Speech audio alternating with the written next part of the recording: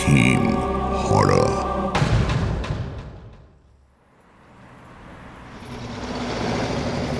বাইপাসের ধারে একটা ওষুধের দোকানের সামনে রজত ট্যাক্সিটা দাঁড় করাতে বলল।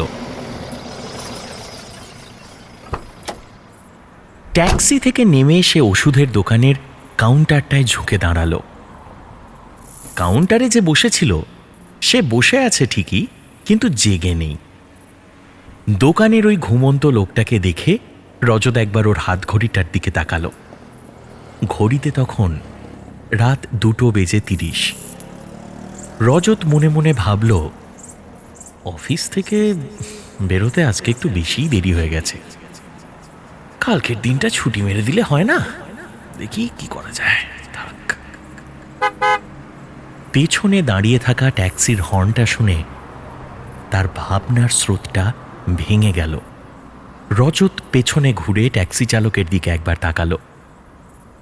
ট্যাক্সি চালক একটু বিরক্তি মেশানো গলায় বলল, দাদা, যা কিনবেন তাড়াতাড়ি কিনুন না। আরে আমারও তো ঘরে বউ বাচ্চা আছে নাকি। রজত এই কথার কোনো উত্তর দিল না, খালি দুবার মাথা নাড়ল। তারপর আবার কাউন্টারের দিকে ঘুরে ঘুমন্ত দোকানদারকে ঠেলে জাগানোর আপ্রাণ চেষ্টা করল। কয়েক সেকেন্ড ধরে লাগাতার ধাক্কা খাওয়ার ফলে দোকানদার অবশেষে হুড়মুড়িয়ে উঠে দাঁড়ালো। তারপর আধো ঘুম লেগে থাকা গলায় রজতকে জিজ্ঞাসা করল, বলুন, কি ওষুধ চাই বলুন। রজত উত্তর দিল, প্যারাসিটামলের একটা পাতা দেবেন প্লিজ। এই শুনে দোকানদার ঢুলতে ঢুলতে বাঁ দিকের দেরাজ থেকে একটা ওষুধের পাতা বের করে কাউন্টারে রাখল। ওষুধটা পকেটে ঢুকিয়ে রজত দোকানদারের হাতে টাকাটা এগিয়ে দিল।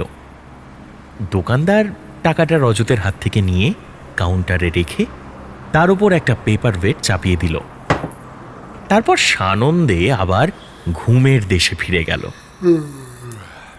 রজত ওই দোকানদারির কাণ্ড দেখে তক্ষুনি মুচকি হেসে ফেলল। রাতের শহরে এরকম ছোট ছোট মজা সত্যিই আজীবন থেকে যায়।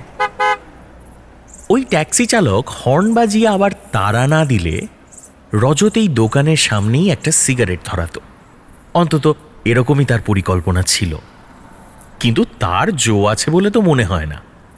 ট্যাক্সির দাদা ফ্যামিলি কার্ড খেলে দিয়েছে, আর যার কোনো ফ্যামিলি নেই তার উপর এই কার্ডটা কাজও করে জাদুর মতো। অগত্যা রজত ট্যাক্সিতে উঠে পড়ল। তারপর ট্যাক্সি চালককে বলল, আর কোনো স্টপ নেই দাদা, আপনি সোজা বাড়িতে নিয়ে চলুন, ঠিক আছে? ট্যাক্সি চালক প্রশ্ন করল, আপনার বাড়ির ঠিকানাটা যেন কি বলেছিলেন? ওই তো 13 সাপুইপাড়া লেন।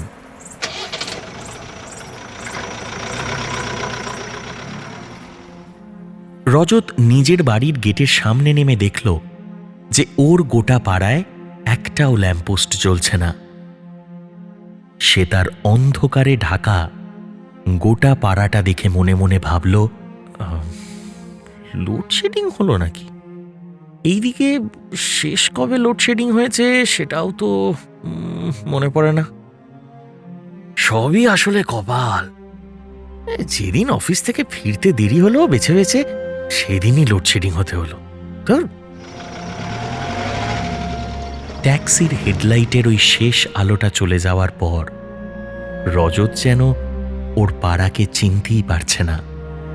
জায়গাটা মেন রাস্তা থেকে অনেকটা ভেতরে, খানিক শান্ত আর নিরিবিলিও বটে, কিন্তু আলোর অভাবে যে এই আশপাশের পরিবেশটা গা ছমছমে হয়ে উঠবে সেই ধারণা রজত কোনোদিনই করতে পারেনি। বেশিক্ষণ ওই অন্ধকারে একা দাঁড়িয়ে থাকতে রজতের একটু ভয়ই করছিল। এই কথা বললে মিথ্যে বলা হবে না, তাই রজত দেরি না করে প্রথমে ফোনের টর্চটা জ্বালল। তারপর প্যান্টের পকেট থেকে বাড়ির চাবিটাও বের করল। তালা খুলে ভেতরে ঢুকে তো রজতের ভয় দ্বিগুণ হয়ে গেল। বাইরে দাঁড়িয়ে থাকলে তাও দু একটা ঝিঝি পোকার ডাক অন্তত শোনা যাচ্ছিল।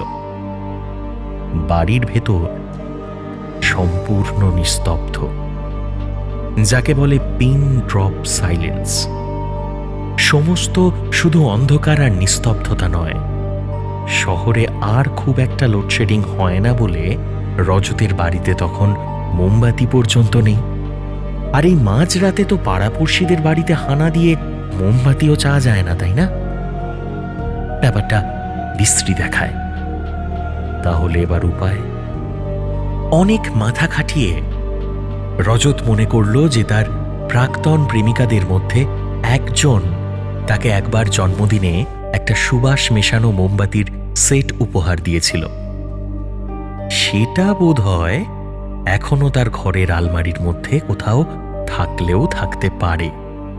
ওটা খুঁজে না পেলে আজকে রজতকে নিজের অফিসে ফিরে গিয়ে ওর কেবিনেই বাকি রাতটা কাটাতে হবে। এরপর রজত হন্তদন্ত করে সেই মোমবাতির সেটটা খুঁজতে গেল। এত কিছুর মধ্যে যে সে বাড়ির দরজাটা বন্ধ করতে ভুলে গেছে সেটা তার আর খেয়াল নেই। মোবাইলে টর্চ চালিয়ে তার অগোছালো আলমারির ভেতর ওই মোমবাতির সেট খোঁজা আর খড়ের গাদায় ছুঁচ খোঁজা মোটামুটি খানিকটা একই রকম। ঘড়ি ধরে পাক্কা 10 মিনিট খোঁজাখুঁজির পর অবশেষে রজত ওই সুগন্ধ মেশানো মোমবাতিগুলো উদ্ধার করতে পারল। সে নিজের লাইটার দিয়ে একটা মোমবাতি জ্বালাতে যাবে, এমন সময় ঘাবড়ে গেল রজত। সে মনে মনে ভাবল, ব্যাপারটা তো ঠিক সুবিধের ঠিকছে না। একে লোডশেডিং, রাত 3টে, এই সময় আবার কে আসবে? কয়েক সেকেন্ড পরে আবার একবার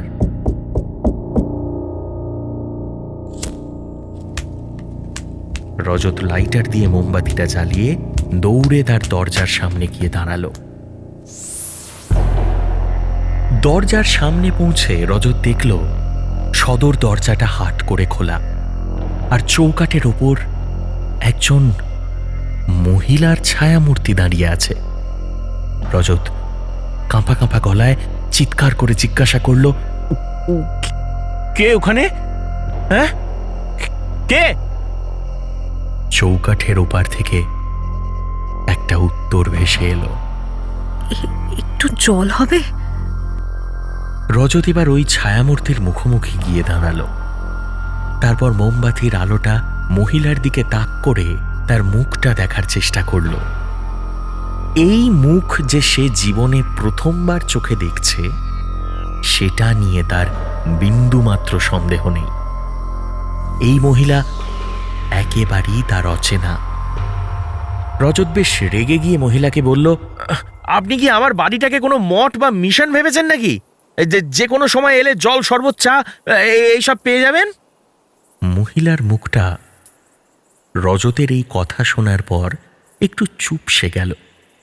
সে বিনীত গলায় জবাব দিল, আমাকে ক্ষমা করবেন, আমি বোধহয় আপনাকে একটু ভয়ই পাইয়ে দিয়েছি। আমার গলাটা আসলে শুকিয়ে কাঠ না হয়ে গেলে আমি আপনাকে বিরক্ত করতাম না, বিশ্বাস করুন। আর এই অন্ধকারে আপনার দরজাটা খোলা দেখেই আমি সাহস করে এগিয়ে এলাম। মহিলার নরম গলা আর অপরূপ সুন্দর মুখ দেখে রজতের মনটা একটু হলেও গলে গেল। রজত নিজেকে একটু শান্ত করে মহিলাকে বলল, আপনি ভেতরে এসে ওই চেয়ারটায় বসুন, আমি রান্নাঘর থেকে 1 গ্লাস জল নিয়ে আসছি, কেমন? মহিলা রজতকে ধন্যবাদ জানিয়ে ভেতরের ঘরে ঢুকে আসলো। রান্নাঘরের দিকে যাবার সময় রজত লক্ষ্য করল যে ওই মহিলা কিছুটা ঝুঁকে ঝুঁকে হাঁটছে। মহিলা চেয়ারে বসার সঙ্গে সঙ্গেই রজত তার সামনে এসে একটা জলের গ্লাস টেবিলের মধ্যে রাখল। মহিলা জলের গ্লাসটা হাতে নিয়ে বিদ্যুৎ বেগে গোটা জলটা খেয়ে ফেলল। জল খেয়ে গ্লাসটা আবার টেবিলে রেখে ওই অচেনা মহিলা আবার উঠে দাঁড়ালো। তারপর রজতকে বলল, এই মাঝরাতে আপনাকে যথেষ্ট বিরক্ত করে ফেলেছি, এবার বরং আমি আসি।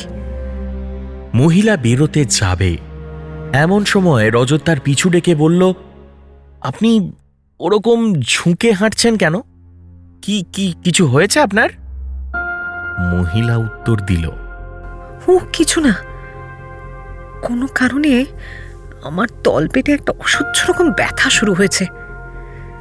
চিন্তা করবেন না, ঠিক হয়ে যাবে। আচ্ছা, এবার আমি এগোই, আমার দেরি হয়ে যাচ্ছে। রজত একটু ব্যস্ত হয়ে মহিলাকে আবার ডেকে বলল, খুব যন্ত্রণা হচ্ছে কি আপনার?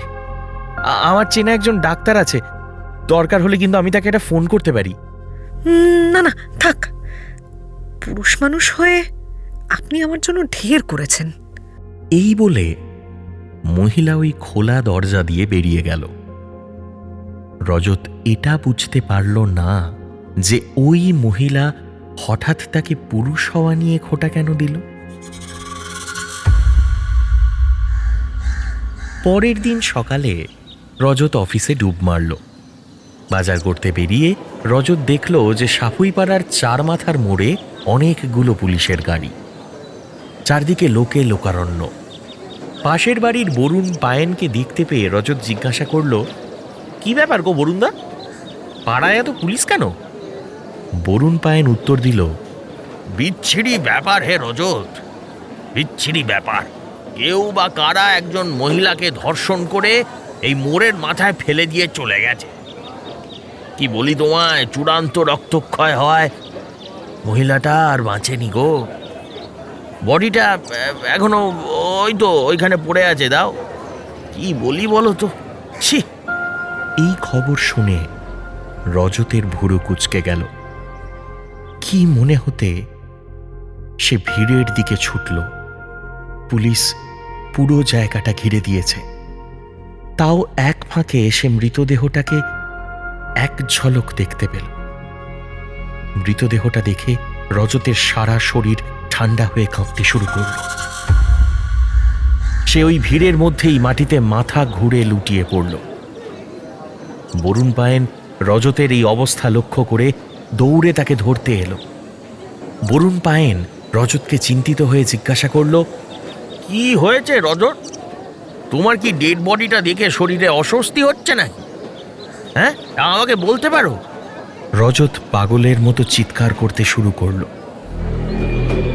বরুণদা, বরুণদা, তুমি বুঝতে পারছো না বরুণদা? এই মহিলা কালকে রাতের বেলা আমার বাড়িতে এসেছিল। বিশ্বাস করো বরুণদা, আমি মিথ্যে কথা বলিনি। কোথাও একটা ভুল হচ্ছে, এটা হতে পারে না। উনি জল খেতে এসেছিলেন। কোথাও একটা ভুল হচ্ছে, ওনার এটা হতে পারে না বরুণদা। বরুণদা, আমাকে ভুল ভেবো না বরুণদা, এটা হতে পারে না বরুণদা।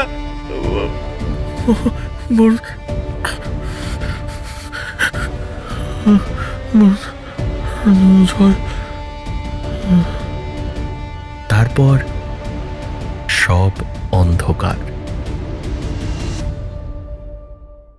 হারহিম হরর আপনারা শুনতে পারেন এক্সক্লুসিভলি মির্চি বাংলার ইউটিউব চ্যানেল এবং গানা অ্যাপে।